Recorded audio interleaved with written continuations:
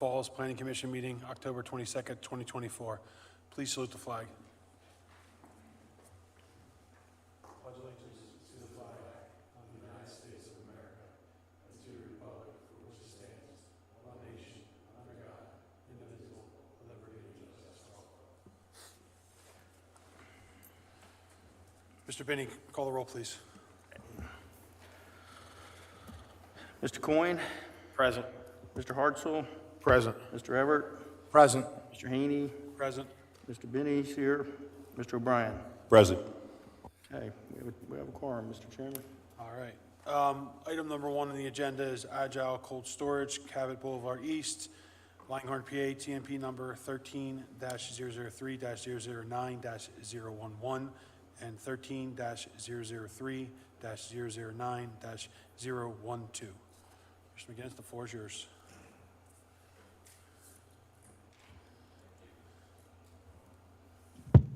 On now. All right, thank you. Good evening. Mike McGinnis from Begley Carlin here on behalf of the applicant, Agile Cold Storage.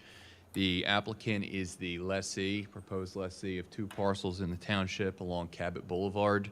They are located in the OIP district. They are presently unimproved vacant parcels, which in the aggregate total just a hair under 14.5 acres.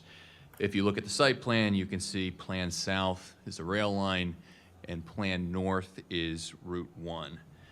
This is within one of the industrial corridors in the township. If anyone is not familiar with Cabot Boulevard, it's in proximate location to one of the industrial buildings, say Queen Anne Court, Metals USA, other similar manufacturing and warehouse uses in this immediate vicinity. We are here to discuss the proposed construction of an approximately 232,000 square foot facility for cold storage with associated improvements. We went to the zoning hearing board actually earlier this month to receive a handful of dimensional variances to facilitate the construction of the building, which is on the rendered site plan before you. And I have with me John Ripple, who is the Chief Development Officer on behalf of Agile, and I have Ed Gleason, who's the project engineer. John is going to address the Planning Commission momentarily to give you a bit of background about who Agile is, what Agile does, and particularly probably to dispel perhaps some misinformation or confusion about what cold storage is in the business that will be operated at this site. We have, I think it's useful to state at the outset that this is a client and a lessee who is in this industry that has illustrated successful proof of concept over a number of different locations across the country. There are over 10 sites that Agile operates nationwide, which are either fully operational currently or presently under construction. This site is unique. I think it's particularly well equipped for this use because of the access to rail and again, the appropriateness of the use based upon other similar businesses in the immediate vicinity. This operation that we will be discussing is a 2-shift operation, which we're proposing. There will be approximately 70 employees on the largest shift. As you would expect with a cold storage business, there are trailer associated with the use, but we're not a last mile delivery facility. We're estimating, based upon other Agile operations, approximately 3 to 4 truck trips an hour. We have been in dialogue, I will state, with Mr. DiPolito. My client there's a number of comments both in the Jones Engineering Review Letter and the Fire Marshal Review Letter.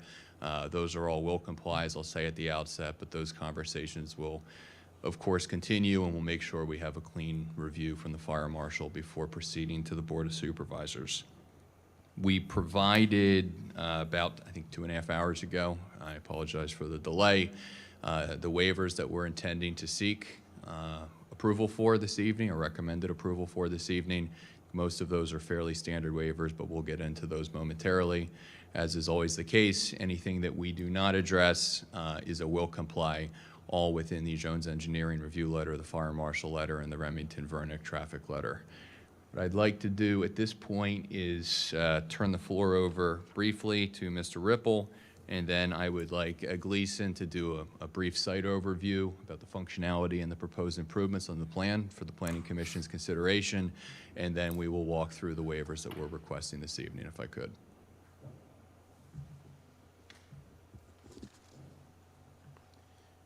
Hello, John Ripple, Agile Cold Storage. As Mike mentioned, we have several buildings already in operation around the country. We've got a few buildings operating right now in the Atlanta area, down in Georgia. For this building here, it'll be our second building here in this market. We have a building in Claymont, Delaware that we're just in the process of opening right now. In fact, we had our grand opening event last week and started hiring people for that building already, and we'll have that building in full operation at the end of this month.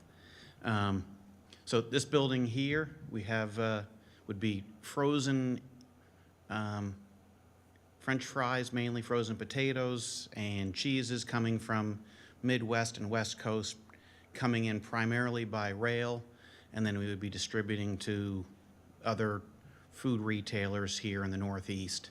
So that's sort of the purpose of the building. Our building in Claymont, Delaware, we're bringing imported meats and fruits and vegetables in from overseas. So it's sort of a different market, different customer base. But looking forward to being here. All the people in the building would work for Agile Cold Storage, gets their paycheck from Agile Cold Storage. And then we would be servicing our customers out of that building. So you're getting the products, are you getting the raw potatoes and you're making French fries, or are you bringing in French fries that are already frozen? Already frozen, already manufactured, and then we're providing they've produced them over on the West Coast, shipping them to us by rail. They're frozen, they're complete. We receive them, hold them for a couple of weeks, and then we're sending out orders to sort of food retailers here in the Northeast. I mean, my French fries are a couple of weeks old. Yes, they certainly are. Were you doing any blast freezing in this facility? So this facility, likely not. We do a lot of blast freezing in our other buildings that are export markets where we're bringing in product that's fresh, freezing. This one, just sort of the nature of the customers in the building, mainly the products arriving are already frozen, and then we're sending them back out frozen. So are you going to be shipping basically pallets and very narrow racking in the freezers using pit trucks? Is there going to be any conveyance in the building, or is it mostly just for V&A racking? All V&A racking, all V&A trucks. Okay. Yeah, like we'd have, when I say nothing, like we might have a piece of conveyor that feeds a pallet through a stretch wrapper to rewrap a Yeah, pallet. you'll flex or something, conveyance. but- Yeah, I got you. Yep. I seen you guys have a fully automated location outside of Atlanta or in that area down there. Yeah, in Gainesville. Are you planning on trying to become fully automated for this location? Or? Not for this location. The phase 2 in Claymont, Delaware, we're intending that one to be a fully automated, but this one is a complete build out, all with the narrow aisle turret trucks. All right, So narrow aisle turret truck, like there's a person on board a forklift. They're inside a heated cab, and you can keep that cab at 70 degrees, but that person drives the forklift. Now, there's some automation on those forklifts so they can sort of position automatically, but the person's sort of going along for the ride. What type of fuel are those pits using? Are they hydrogen-based? Are they battery? What are they? All lithium-ion batteries. Oh, okay. Yeah. Unfortunately, there's two of us here that have a lot of experience in that. Yeah. Just because it's in the drawings, U.S. Agriculture has a spot listed in the drawing, so I assume they're just going to do inspections, walking through there? So all of our buildings, right now, so there is a USDA inspection.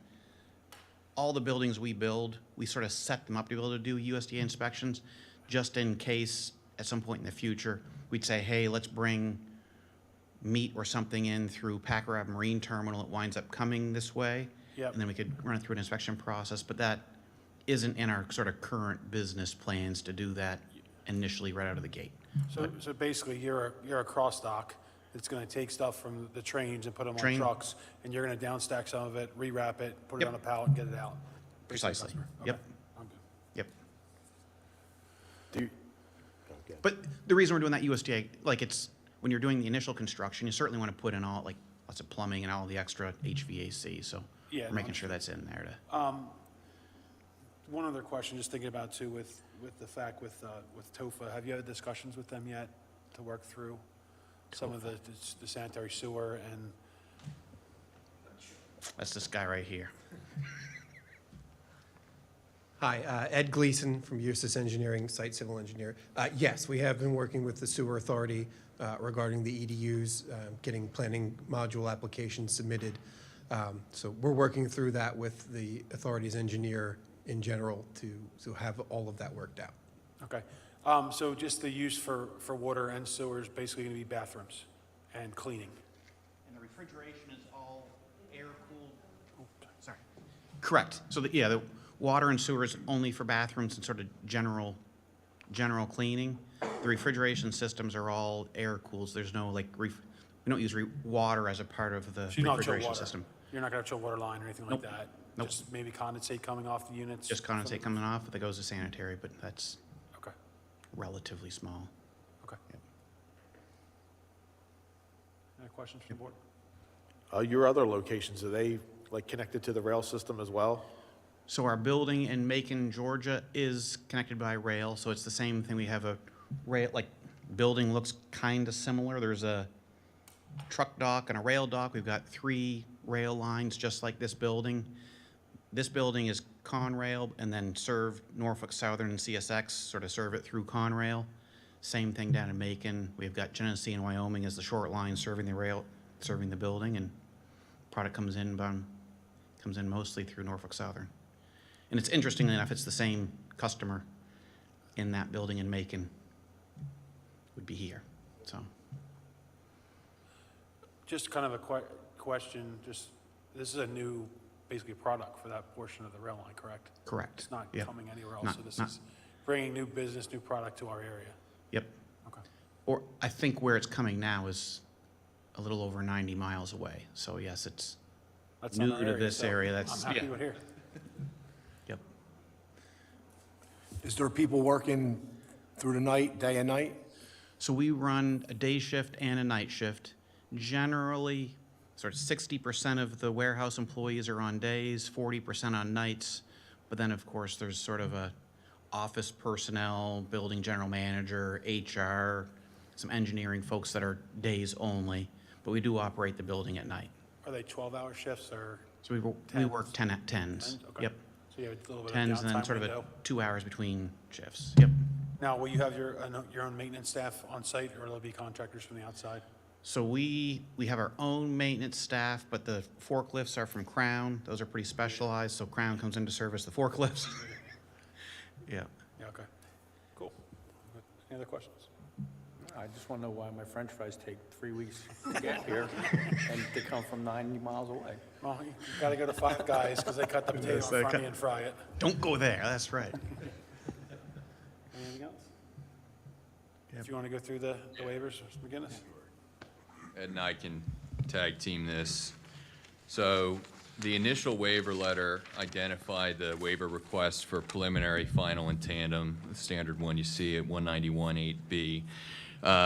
We also have a waiver request from 191.61, which is a waiver from sidewalk installation, given the location of the property and the lack of sidewalks in the vicinity.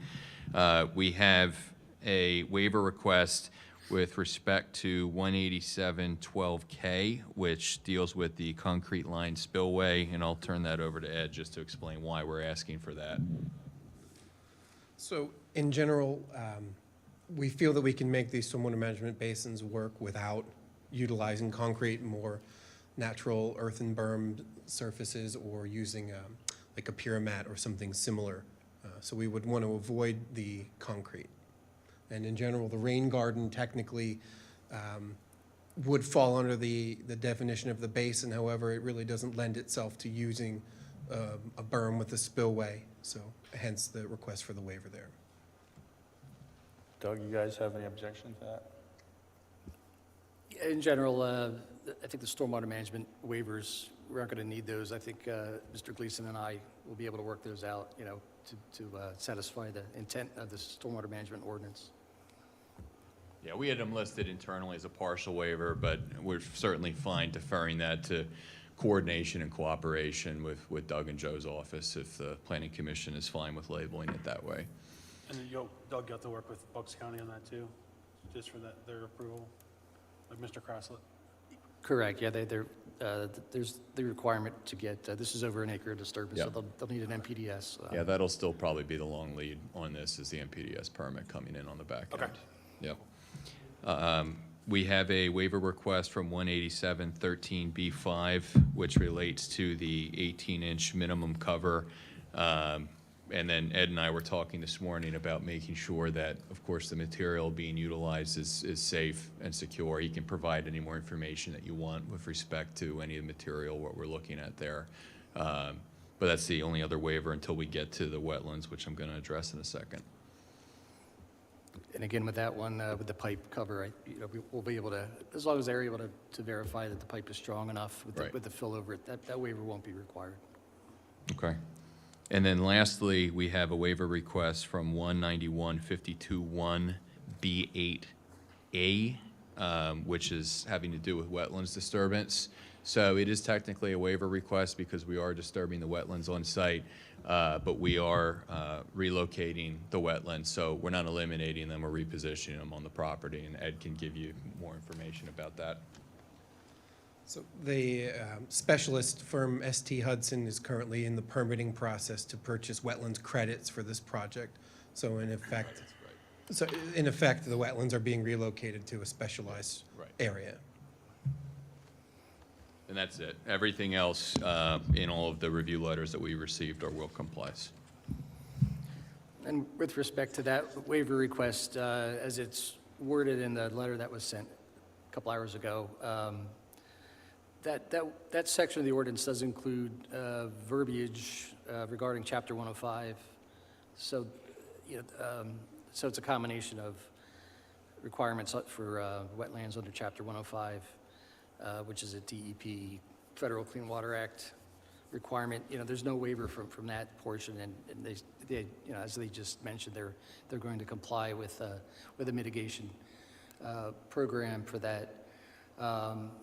So I would suggest that waiver would be for the disturbance of the wetlands margins only.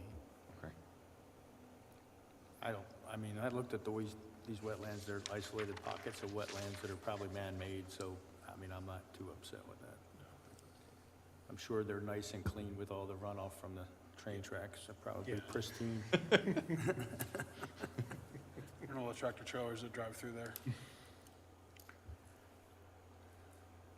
And you guys are good with the fire marshal's letter Yes, and Remington verdict? No- correct. Everything there is will comply with both. Any other questions or comments? No. You did mention you're gonna have about 64 trucks, 3 to 4 trucks every hour, and I guess that's all outgoing, right? Correct. Yep. And I know there's nothing, I can't believe, this is just me ranting, but I can't believe when they built GM that they don't have a connector road that goes out to Stony Hill Road there. That's kind of crazy, but, Easy access. Yep. because that other intersection is a nightmare at times. Yep. Just another question too, do you have to put any additional railing in, or is the rail there? You just have to refurb it? It's already there, right? Yeah. Okay, Yep. just curious. All right, no other questions or comments, I'll entertain a motion. Dan's gonna do it. He got lost. When they went up, when they went up to the, I gotta make you do it. I wasn't paying attention because you said you had it. well, they threw him a curveball when they started talking about the, There was only a couple, Mike, you only did. Yeah, I got the numbers here. You have 191-8B, which is the prelim final, 191-61, which is sidewalks, 187-12K, which is the spillway, the concrete liner, which I guess whether we're couching that as a waiver or not, I'll defer to Doug. 187-13B5, same thing about the minimum cover, whether that's a waiver or not. And then 191-52-1B8A, which is the wetlands. so 5. Correct. 5? Yep. Yes. Here, give me it, And again, with regard to the 187, the two under the stormwater management ordinance, I don't believe that those are going to be required. Say that again, like this? I can't hear anything. That's bad. The two waiver requests under Chapter 187 that have to do with stormwater management, I don't believe those are going to be required. Okay. We could just recommend just for this precaution, I guess. Then you guys can work out the magic. All right, so make a motion for primary final land development application for Agile cold storage, 100-200 Cabinet Boulevard East, TMP 13-003, -009-011, TMP 13-003-009-012.